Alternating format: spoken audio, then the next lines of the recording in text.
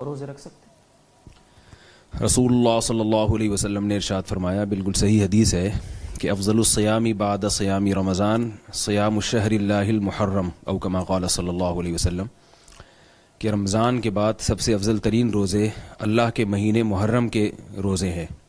اس میں محرم کی فضیلت بھی ثابت ہوتی ہے کہ آپ صلی اللہ علیہ وسلم نے محرم کے مہینے کو اللہ کا مہینہ قرار دیا، اور آپ صلی اللہ علیہ وسلم نے فرمایا رمضان کے بعد سب سے افضل روزے محرم کے۔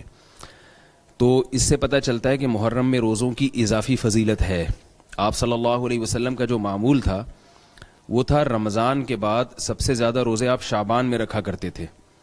تو عملی فضیلت جو ہے، عملی فضیلت یعنی آپ صلی اللہ علیہ وسلم نے عمل سے جو فضیلت بتائی ہے وہ شعبان کی ہے، لیکن جو قول سے جس کو ترجیح دی ہے، جس مہینے کے روزوں کو زیادہ ترجیح دی ہے، وہ محرم کے روزے۔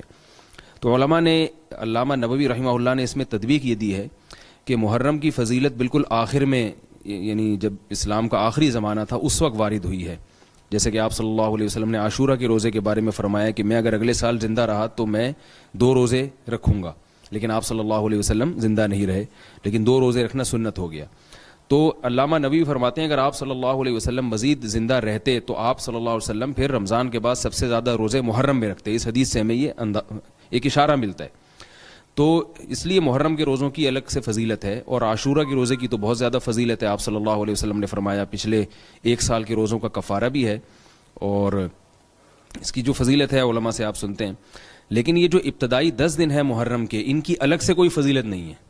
پورے محرم کے مہینے میں جب چاہے روزے رکھ لیں، شروع کے 10 دن رکھ لیں، درمیان کے 10 دن رکھ لیں، آخر کے 10 دن رکھ لیں۔ البتہ علماء پورا مہینہ روزہ رکھنے کو ناپسندیدہ قرار دیتے ہیں، کیونکہ آپ صلی اللہ علیہ وسلم کی جو سنت ہے، رمضان کے علاوہ کبھی بھی آپ پورا مہینہ روزہ نہیں رکھتے تھے، ناغہ کرتے تھے۔ تو افضل یہ ہے کہ محرم میں زیادہ سے زیادہ روزے رکھے جائیں، مگر کوئی دن متعین نہیں ہے، جب آپ کو آسانی ہو آپ رکھیں۔ جی بہت شکریہ مصعب۔ اور محمد اسماعیل صاحب راولپنڈی سے پوچھ رہے ہیں، اگر کسی کے فرض روزے رہتے ہوں اور وہ عاشورہ کے روزے میں قضا کی نیت بھی کر لے تو وہ قضا روزہ اس کا ادا ہو جائے؟ عاشورہ کے روزے میں اگر وہ قضا کی نیت کرے گا تو قضا تو ادا ہو جائے گا، مگر عاشورہ کے روزے کا ثواب نہیں ملے گا، کیونکہ عاشورہ کا جو روزہ ہے اس کی ایک مستقل فضیلت ہے۔ تو وہ فضیلت جبھی حاصل ہوگی جب آپ عاشورہ کے روزے کی کو مستقل نیت سے آپ رکھیں اس کی۔ اگر وہ قضا کی نیت کر لیں گے تو قضا تو ادا ہو جائے گا، لیکن عاشورہ کی الگ سے فضیلت حاصل نہیں ہوگی آپ کو۔ جی بہت بہت شکریہ مصعب۔ محرم میں شادی بھی ابھی کیا کریں۔ محرم میں شادی کے بہت سارے فائدے ہیں۔ ایک یہ کہ برکت ہوگی انشاءاللہ، محرم کا مہینہ ہے۔ دوسرا فائدہ یہ کہ بدعت کی، جو لوگ سمجھتے ہیں محرم میں شادی غلط ہے تو بدعت کی مخالفت ہوگی، اس کا الگ سے ثواب ملے گا۔ تیسرا فائدہ یہ کہ محرم میں شادی ہال سستے ہوتے ہیں، سستے میں شادی ہو جائے گی۔ کیا خیال ہے؟ تو فائدے ہی فائدے، مزے ہی مزے۔ اور رہا یہ مسئلہ کہ محرم میں شادی ہوئی اور خدا نخواستہ ناکام ہو گئی، ابھی لوگ یہ بھی کرتے ہیں، ناکام ہو جائے، کہہ رہے ہیں محرم میں ہوئی تھی نا اس لیے، تو ان سے بولو بہت سے میرے علم میں ایسے ہیں جنہوں نے ربیع الاول میں کی تھی، ان کی بھی ناکام ہو۔ شادی کے کامیاب ہونے یا ناکام ہونے کا تعلق اس سے نہیں ہے کہ رمضان میں ہو رہی ہے کہ محرم میں، وہ اس سے ہے کہ میاں بیوی کا رشتہ جوڑ کا تھا یا نہیں تھا، دونوں تمیز سے رہنا چاہتے ہیں کہ نہیں چاہتے۔ اگر دونوں تمیز سے رہنا چاہتے ہیں تو کہیں بھی نکاح ہوگا انشاءاللہ کامیاب ہوگا۔ اگر دونوں تمیز سے یا دونوں میں سے ایک میں اڑی ہے، وہ رہنا ہی نہیں چاہتا تمیز سے، تو حرم کے اندر بیت اللہ کے اندر بھی نکاح ہوگا تو وہ ناکام ہو جائے گا۔ سمجھ گئے؟ اللہ تعالی ہم سب کو سمجھنے کی، عمل کرنے کی توفیق عطا فرمائے۔ الحمدللہ رب العالمین۔ بہت بہت شکریہ مصعب۔ اور محمد زبیر صاحب کا اگلا سوال ہے، اور وہ یہ پوچھتے ہیں محرم الحرام کے مہینے میں شوقیہ حلیم پکانا کھانا جائز ہے؟ نہیں، جائز نہیں ہے، اس سے بدعت کی تائید ہوتی ہے۔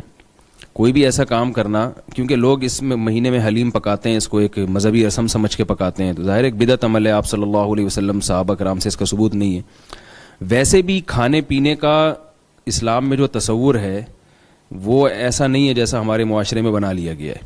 آپ صلی اللہ علیہ وسلم کھانے پینے میں بہت قناعت سے کام لیتے تھے، اور آپ صلی اللہ علیہ وسلم نے فرمایا بدترین برتن جو ہے نا بھرنے کے لحاظ سے، وہ انسان کا معدہ ہے۔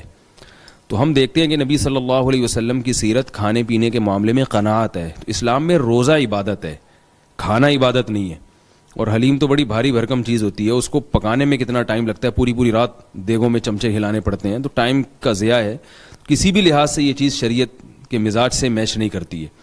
تو اگر آپ کی نیت انٹرٹینمنٹ ہے، محض ایک تفریح ہے، تو تفریح آپ سفر میں کیوں نہیں کر رہے, ربیع الاول کے مہینے میں کیوں نہیں کر رہے؟ تفریح تو جائز ہے, تفریح میں تو کوئی حرج نہیں ہے, لیکن محرم میں کرنا یا تو آپ کی نیت میں فساد ہے, یا یہ کہ آپ کی نیت ٹھیک ہے مگر نتیجہ کیا نکل رہا ہے کہ جو اس مہینے میں محرم پکاتے ہیں ان کے عمل کی تائید ہوتی, جو محرم کے مہینے میں حلیم پکاتے ہیں ان کے عمل کی تائید ہو رہی ہے.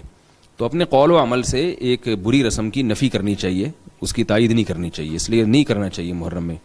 بعض لوگ مجھ سے مسئلہ پوچھ رہے ہیں دلیم کھانا جائز ہے یا نہیں.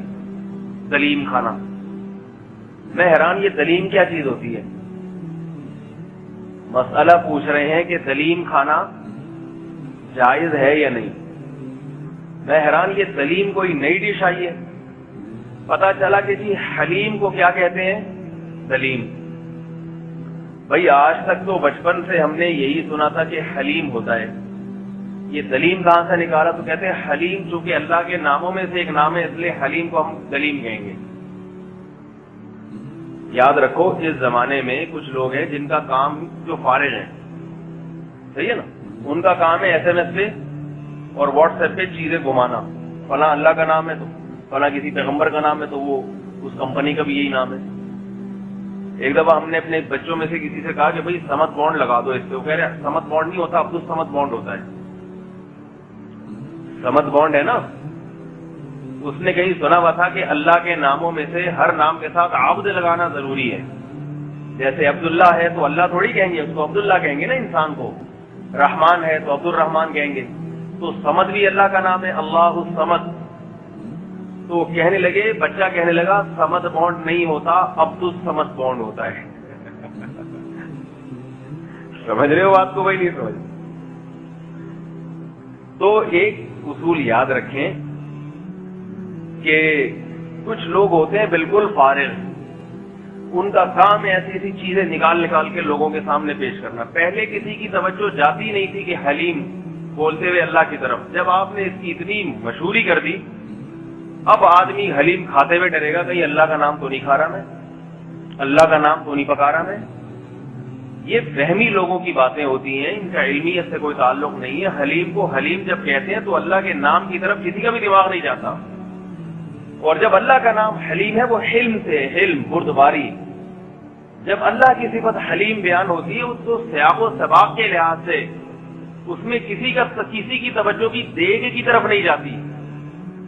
اس لیے خامخواہ میں لوگوں کو اتنی مشکل میں ڈالنا. حلیم پکانا اتنا مشکل نہیں ہو رہا جتنا اس کو ڈیفائن کرنا مشکل ہو گیا. دلیم کیا بول رہا ہے بھائی, تو دلیم کیا ہوتا ہے؟ اس کی کوئی حقیقت نہیں ہے کہ ایک نام اگر اللہ کے ناموں میں سے ہے تو وہ نام جو دوسری جگہ استعمال ہو رہا ہے یہ کہنا غلط ہے. وہ نام نہیں استعمال ہو رہا, بلکہ اس ڈش کے لیے ایک الگ نام ہے جو اتفاق سے اس جیسا ہو گیا. دونوں کی الگ حیثیت ہے.